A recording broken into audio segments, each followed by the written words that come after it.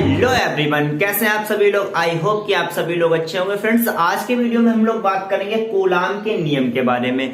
और ये topic class 12th के लिए तो इम्पोर्टेंट है ही, साथ ये टॉपिक पढ़ना हमारे लिए इसलिए इम्पोर्टेंट है क्योंकि इसका फिजिक्स में बहुत ही ज्यादा यूज होता है। बहुत सारे डेरिवेशन ऐसे हैं जिसमें इस टॉपिक का हमें यूज करना पड़ता है, इसलिए ये टॉपिक पढ़ना हमारे लिए बहुत ही जरूरी है।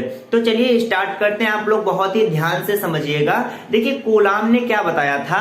उन्होंने बताया था कि मान लीजिए हमारे पास कोई दो स्थिर बिंदु आवेश है। ठीक है, स्थिर बिंदु आवेश है, एक है Q1 और एक को मान लिया Q2।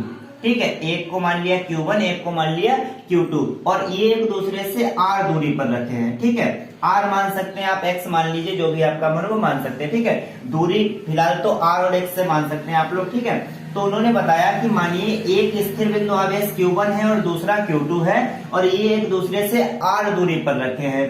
तब इनके बीच जो विद्युत बल लगेगा, आप लोग ये तो जानते हैं ना विद्युत बल क्या होता है। चलिए मैं बता देता हूं। देखिए, जो आवेशों के बीच में जो बल लगता है ना, उसको हम लोग विद्युत बल बोलते हैं। विद्युत बल दो प्रकार का होता है, एक होता है आकर्षण बल, एक होता है प्रतिकर्षण बल।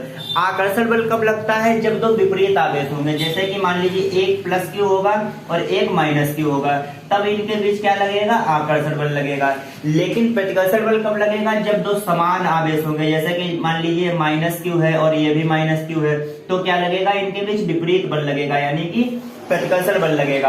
या मान लीजिए प्लस क्यू है और ये भी प्लस क्यू है, तब भी क्या लगेगा? इनके बीच प्रतिकर्षण बल लगेगा। तो आपको ये तो बात समझ में आ गई कि आकर्षण बल कब लगेगा और प्रतिकर्षण बल कब लगेगा। तो उन्होंने क्या बताया था कि हमारे पास दो स्थिर बिंदु आवेश हैं और वो एक दूसरे से R दूरी पर रखे हैं। तब जो उसके बीच में बल लगेगा, यानी कि तब जो उसके बीच में विद्युत बल लगेगा, वो उन दोनों आवेशों के गुणनफल के, जैसे कि मान लीजिए गुणनफल यानी कि Q1 इंटू Q2, गुणनफल यही तो होता है, तो इसके समानुपाती होगा। ठीक है, इसके समानुपाती होगा। लेकिन इसके बीच की दूरी यानी कि R के वर्ग के, क्या बोला? R के वर्ग के व्युत्क्रमानुपाती होगा। ठीक है, R के वर्ग के व्युत्क्रमानुपाती होगा। व्युत्क्रमानुपाती को ऐसे लिखते हैं ना, 1/, में लिखते हैं जो भी जिसके व्युत्क्रमानुपाती होता है। ठीक है, तो उन्होंने क्या बताया था, एक बार फिर से समझ लीजिए। हमारे पास उन्होंने कहा कि दो स्थिर बिंदु आवेश है। एक चीज याद रखना, स्थिर बिंदु आवेश, आवेश चल नहीं रहा है। जब आवेश चलता है तब उसको बोला जाता है विद्युत धारा, यानी कि जब आवेश प्रवाह होता है तब उसको विद्युत धारा ही बोलते हैं। तो यहाँ पे स्थिर बिंदु आवेश की बात की जा रही है। ठीक है, उन्होंने कहा कि मान लीजिए हमारे पास एक स्थिर बिंदु आवेश Q1 है और दूसरा Q2 है और ये एक दूसरे से R दूरी पर रखे हैं। कितनी दूरी पर रखे हैं? R दूरी पर रखे हैं। तब इनके बीच जो विद्युत बल लगेगा वो उन दोनों आवेशों के गुणनफल के समानुपाती होगा। ठीक है, गुणनफल के समानुपाती होगा और उनके बीच की दूरी के वर्ग के व्युत्क्रमानुपाती होगा।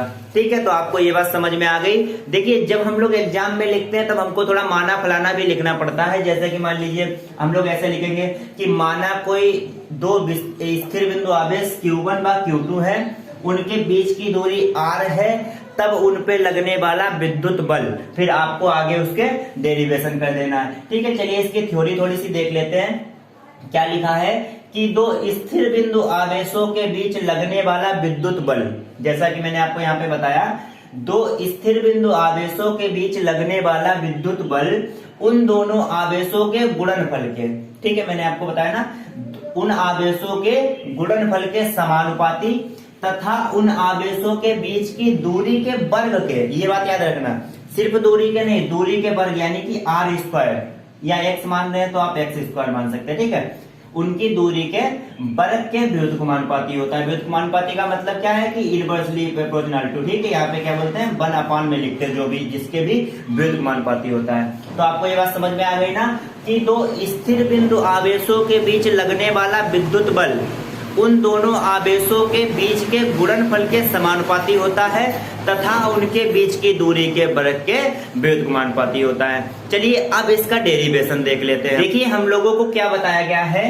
कि जो बल होगा वो किसके समानुपाती होगा? Q1 व Q2 के, यानी कि जो बल लगता है दोनों आवेशों के बीच वो दोनों आवेशों के गुणनफल के समानुपाती होता है। और क्या बताया गया है? उनके बीच की दूरी के वर्ग के व्युत्क्रमानुपाती होता है, यानी कि F अनुक्रमानुपाती 1 अपान आर स्क्वायर। इसको हम लोग समीकरण नंबर 1 मान लेते हैं, इसको हम लोग समीकरण नंबर 2 मान लेते हैं। अब क्या करेंगे, इन दोनों समीकरणों को हम लोग मिला देंगे। आप लोग यहाँ पर लिख लीजिएगा समीकरण 1/2 से, ठीक है, समीकरण 1/2 से। अब हम लोग जब इनको मिलाएंगे तो हम लोगों को क्या मिलेगा, एफ तो कॉमन आ जाएगा, ठीक है, इसको कॉमन ले लिया, फिर क्या बचेगा अनुपाती Q1 Q2, ठीक है, Q1 Q2 अपान में क्या बचा है आर स्क्वायर, ठीक है, Q1 Q2 अपान में आर स्क्वायर, ठीक है। तो ये हमको प्राप्त हो जाता है, ये क्या है, कूलाम का नियम है। तो अब देखिए, अब आप लोगों को पता है जब आगे डेरिवेशन हम लोग सॉल्व करेंगे तो उसमें क्या होगा कि जब हम लोग अनुपाती का निशान हटाते हैं तो एक कांस्टेंट लगाते हैं, यानी कि एक नियतांक लगाते हैं। तो यहाँ पर वो कौन सा नियतांक आएगा, आप लोग देखिए, यहाँ पर f इक्वल टू क्या हो जाएगा 1/4 पाई एप्सिलॉन नॉट k, ठीक है, ये क्या है, ये कांस्टेंट है। क्या होगा, f equal to 1/4 pi epsilon naught k into Q1 Q2 upon R square, ठीक है। तो ये क्वेश्चन हमको प्राप्त हो गई। अब आप लोग जब इसके आगे सॉल्व करेंगे तो क्या करेंगे कि f इक्वल टू k का वैल्यू कितना होता है, आप लोग लिख लीजिए कि हवा या निर्वात में, हवा या निर्वात में k इक्वल टू होता है 1, ठीक है। ये अभी बताएंगे आपको कि k क्या चीज है, तब तक आप लोग लिखिए कि हवा या निर्वात में क्या होता है, k का वैल्यू होता है 1। तो आप लोग यहाँ पर क्या कीजिएगा, f equal to 1/4 pi epsilon naught into Q1 Q2 upon R square, ठीक है। तो ये जो हम लोगों को फार्मूला प्राप्त हुआ है, ये क्या है, ये कूलाम का नियम है। और ये फार्मूला डेरिवेशन में बहुत ही ज्यादा इंपॉर्टेंट है, इसको आप लोग याद कर लीजिए, क्योंकि ये फार्मूला न्यूमेरिकल के लिए बहुत ही यूज होता है। तो आप लोगों को ये चीज समझ में आ गई ना, पूरा का पूरा बहुत ही इजी डेरिवेशन है। अब आप लोगों को कुछ पॉइंट हम और बताते हैं, आप लोग पहले इतना नोट कर लीजिए। देखिए, हम लोगों को फार्मूला क्या प्राप्त हुआ है, f equal to 1/4 pi epsilon naught into Q1 Q2 upon R square, ठीक है, हम लोगों को ये फार्मूला मिला है। अब इसके कुछ पॉइंट्स हैं वो आप लोग लिख लीजिए, जैसे कि यहाँ पे लिखिए आप, जहां 1/4 पाई एप्सिलॉन नॉट एक नियतांक है या कांस्टेंट है, आप लोग इंग्लिश में लिखना चाहें तो लिख सकते हैं, ठीक है। क्या है, 1/4 पाई एप्सिलॉन नॉट एक नियतांक है। और आपको अभी हमने बताया था ना k के बारे में, तो लिख लीजिए आप लोग, k माध्यम का परावैद्युतांक है, ठीक है, k माध्यम का परावैद्युतांक है, ठीक है, माध्यम का परावैद्युतांक है। उसके बाद आप लोग लिखिए कि जो इसकी वैल्यू होती है 1/4 पाई एप्सिलॉन नॉट का मान, ठीक है, 1/4 पाई एप्सिलॉन नॉट का मान 9 इंटू 10 की पावर 9 होता है, ठीक है, 9 इंटू 10 की पावर 9 होता है। फिर उसके बाद आप लोग लिखिए कि ये जो एप्सिलॉन नॉट है, ठीक है, इसको हम लोग एप्सिलॉन 0 भी बोलते हैं, ठीक है, हम अपना एप्सिलॉन नॉट बोलते हैं, आप 0 भी बोल सकते हैं, कोई दिक्कत वाली बात नहीं है, ठीक है। तो जो एप्सिलॉन नॉट का मान होता है वो होता है 8.85 इंटू 10 की पावर -12। ये बहुत ही इंपॉर्टेंट है, ये ऑब्जेक्टिव में क्वेश्चन आता है कि एप्सिलॉन नॉट का मान कितना होता है। तो आप लोगों को ये बता देना है कि 8.85 इंटू 10 की पावर -12 होता है, ठीक है। ये ऑब्जेक्टिव में बहुत ही इंपॉर्टेंट है क्वेश्चन, ठीक है। तो इसको आप लोग एक चीज और समझ लीजिए, इस डेरिवेशन को जो हम लोग न्यूमेरिकल में यूज करते हैं तो कैसे यूज करते हैं कि इसकी जो वैल्यू है ना 1/4 पाई एप्सिलॉन नॉट का मान है 10 इंटू 10 की पावर 9, तो हम लोग इसकी वैल्यू इसमें रख देंगे।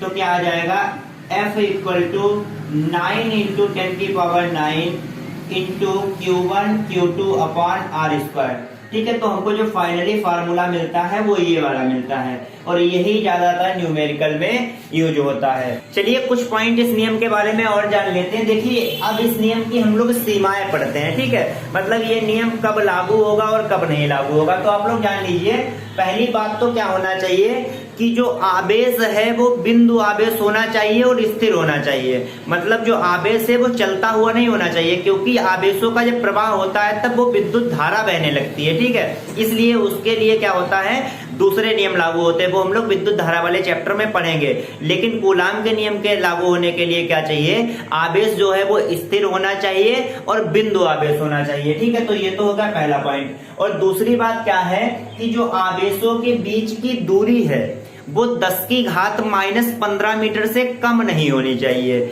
कम होगी तो क्या होगा कि जो आवेश है ना उनके बीच नाभिकीय बल काम करने लगेगा, और जब नाभिकीय बल काम करने लगेगा तब जो विद्युत बल है उसका काम खत्म हो जाएगा। इसलिए क्या होगा कि कूलाम का नियम जो है वो काम नहीं करेगा वहां पे। तो क्या बोला है कि जो आवेशों के बीच की कम से कम दूरी है वो 10 की घात -15 मीटर से कम नहीं होनी चाहिए, उससे ज्यादा ही होनी चाहिए। और तीसरी बात क्या कहती है कि अत्यधिक दूरी पर भी यह बल काम नहीं करता है। मतलब अगर दूरी बहुत ज्यादा होगी, जैसे कि एक आवेश रखा इंडिया में, दूसरा रखा अमेरिका में, तो वहां पर बल नहीं लगेगा कूलाम वाला। तो इसीलिए बताते हैं कि जो कूलाम का नियम है वो अत्यधिक दूरी पर भी लागू नहीं होता है।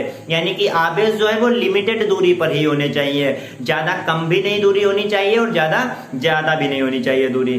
तो आई होप कि आप सभी को ये तीनों पॉइंट समझ में आ गए होंगे, और डेरिवेशन भी समझ में आ गया होगा, थ्योरी भी समझ में आ गई होगी। और अगर समझ में आया तो वीडियो को लाइक कीजिए, शेयर कीजिए, और अगर आप नए हैं तो हमारे चैनल को सब्सक्राइब कीजिए। Thanks for watching.